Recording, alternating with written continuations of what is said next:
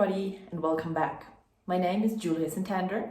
I'm Managing Director of Investments at Echo Enterprises Fund, an impact investment fund working with sustainable businesses in Latin America. Today I want to talk a bit about cost analysis, why it is crucial to get a solid and detailed understanding of your cost structure, about cost forecasting and how that relates to liquidity management. So why is cost analysis important? We as an investor at Echo Enterprises Fund are interested in seeing how our portfolio companies perform, how their sales grow, but also how other financial indicators evolve over the course of time as we partner with the companies and try to support them in scaling up their business operations.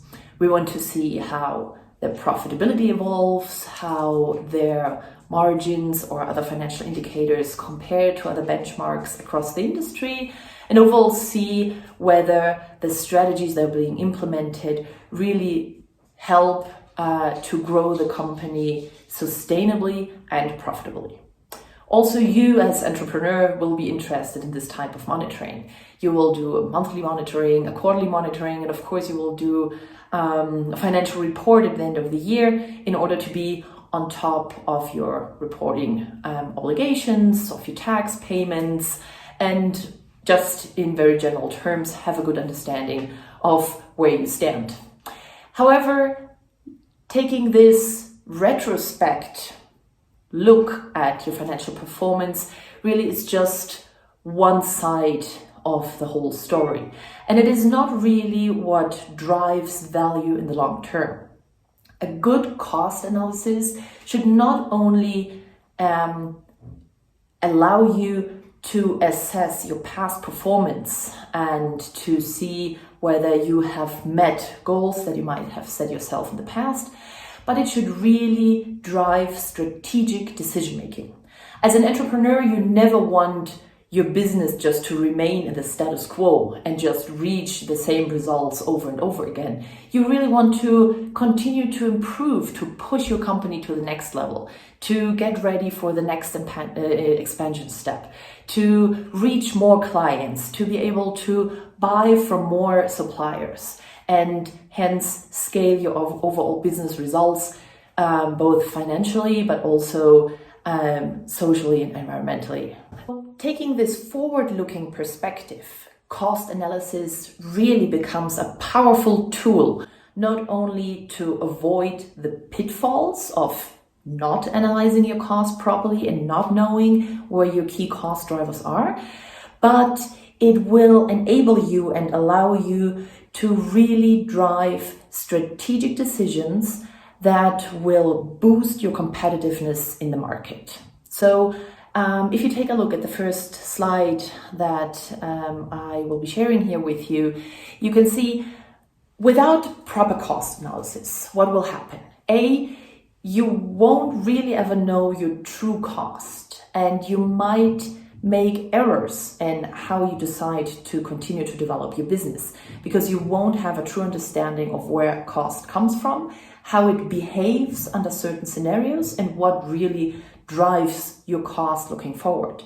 That means you might take wrong decisions in how you price your product for product groups or by clients because you won't know exactly how you allocate fixed cost or overhead to your different products, clients, etc.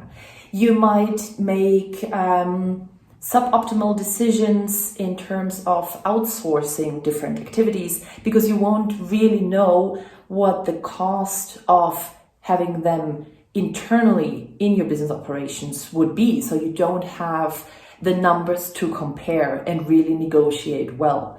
You might make mistakes in your forecasting that may result in liquidity issues if suddenly you're faced with much higher costs or different cost developments throughout a year that you're not prepared for and that you don't have the financing to pay for. On the other hand, if you do have a solid analysis of your individual cost buckets, of your cost drivers, you can really use them to your advantage and really understand where you can make adjustments to boost your company's profitability, to boost your financial flexibility to reinvest in your operations. Because high liquidity will, of course, allow you to accelerate growth. It will also give you much more flexibility to respond to stress situations, especially this year as we see companies across the globe being faced with extremely complicated liquidity management decisions in the face of COVID-19. If you know your cost structures and you can define exactly which costs are essential for your business, which will react quickly, which won't, you are enabled and really capable to react quickly and to manage your operations with all the visibility you need to make prudent decisions. Last but not least, it will give you a competitive advantage above others. If you know your costs in all detail, you will be able to really tweak your decisions by segments. You will be able to adjust your pricing to the different products you have, to the different customers you manage, to different geographies, while ensuring that you're not underpricing products and actually will end up losing money, which sometimes happens to companies because they get excited about a big client account and the rapid sales growth that they can achieve. And they don't realize that they outprice themselves, basically hurting their bottom line performance, their profitability in the long run. You may also avoid overpricing your product and not winning an important client account. So really having a very clear picture of where your cost is and where your flexibilities are will allow you to find the optimal price point and differentiated pricing strategies that will really set you apart from others in the market. Also, you will be able to adjust your product portfolio as you go along, to adjust how much you invest in individual customers. As I said, not always just sheer volume is a positive thing. You might actually find that a medium-sized customer generates a lot more profits for you because the underlying cost structure is beneficial and plays more in your favor. Knowing your cost structure, you will make controlled and informed decisions as you grow your business, as you expand into new markets, new countries. And if necessary, it will allow you to really take clear decisions and make targeted decisions where you could cut cost to improve profitability and improve operations without hurting your overall performance. So what do you need to do to get there?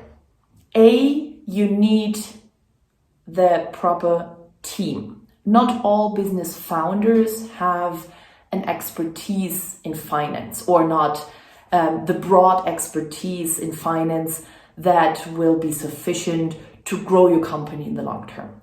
So our recommendation for our portfolio companies at Echo Enterprises Fund always is know your own strength and don't hesitate to hire the right people when your company is ready for this next step. While a small founder team may have the sufficient capabilities to run a business and to manage finances throughout the startup phase, there might be a point in time where you just need to hire additional expertise to really make sure that you have these numbers under control and that you can really dig deep to a point where the numbers start telling you a story and really start to be insightful and not just average reporting numbers.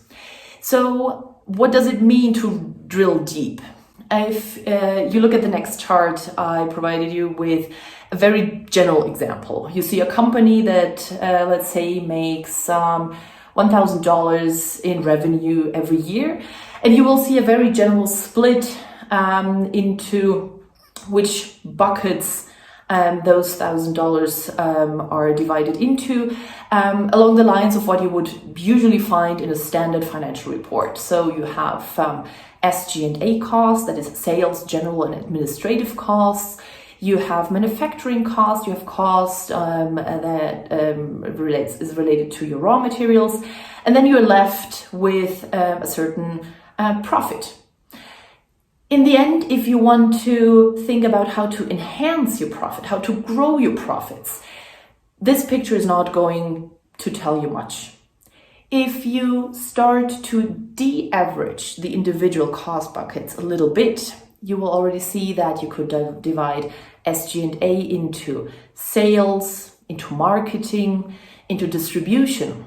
And that will already tell you a little bit more of where the major expenses are, where maybe you spend a lot more than competitors do or more than you expected to spend in a certain segment. The same is true for manufacturing, that you could also divide in many different items.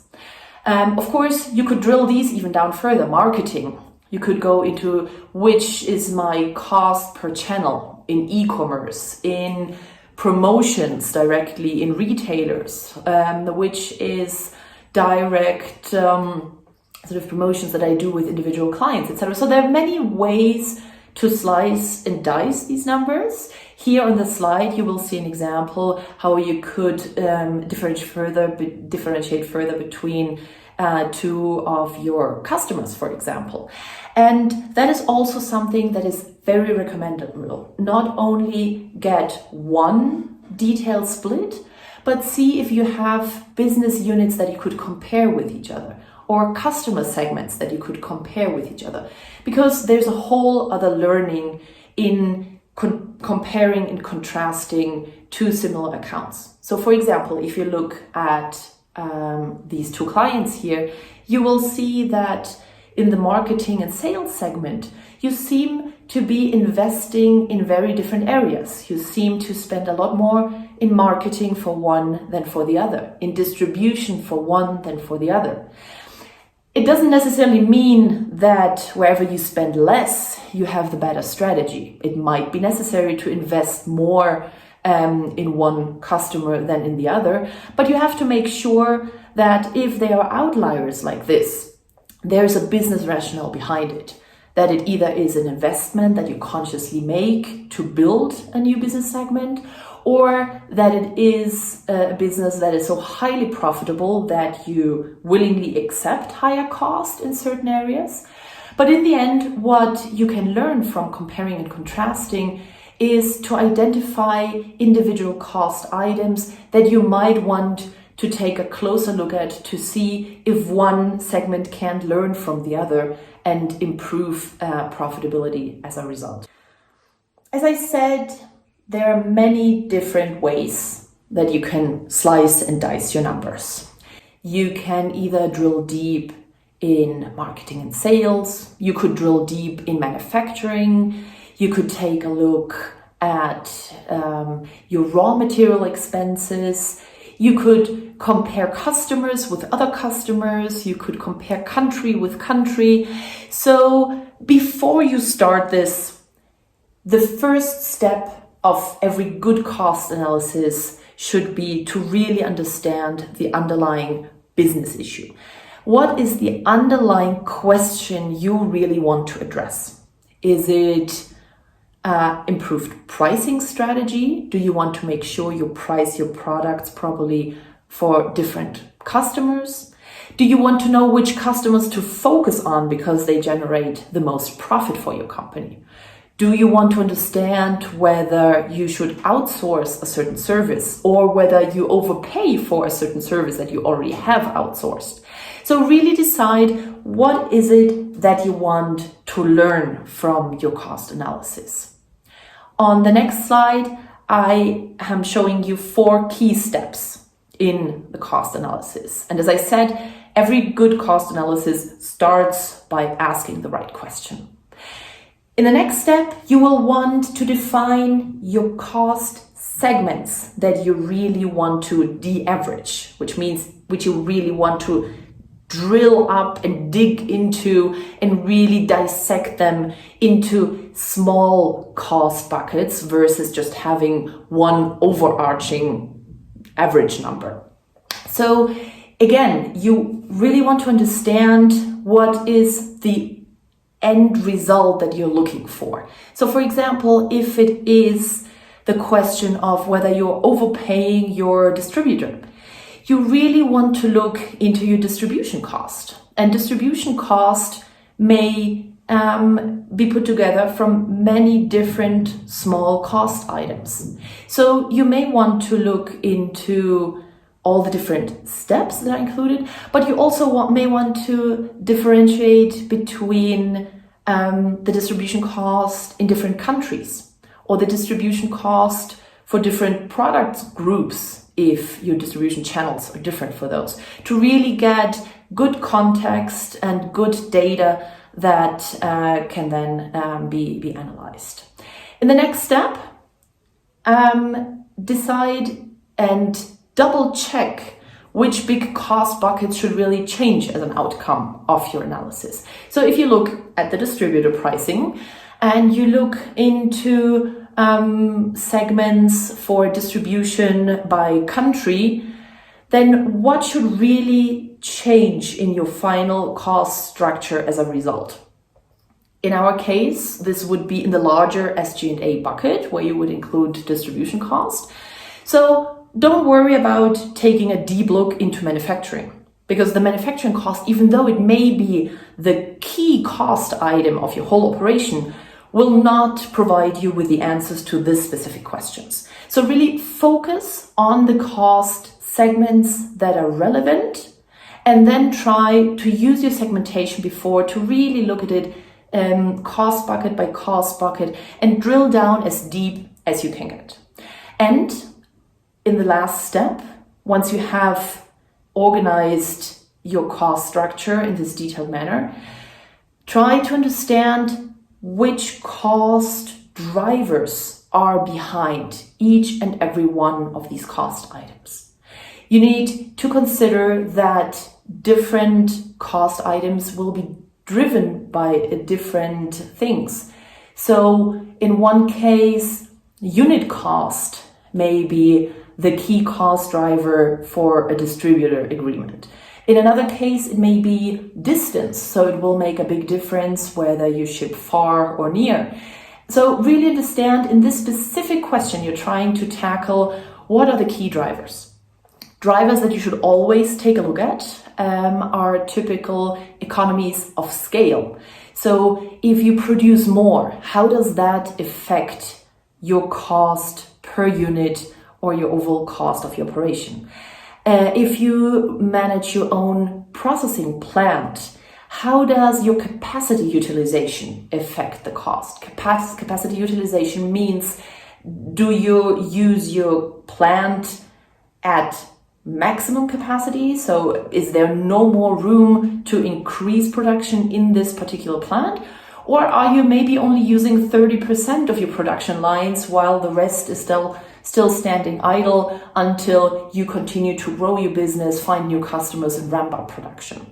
As you have to allocate the fixed cost of your plant to your products, usually the closer you get to your full capacity, to your full plant capacity, the lower the cost per unit you produce will be. So economies of scale, capacity utilization are two things you should always look into.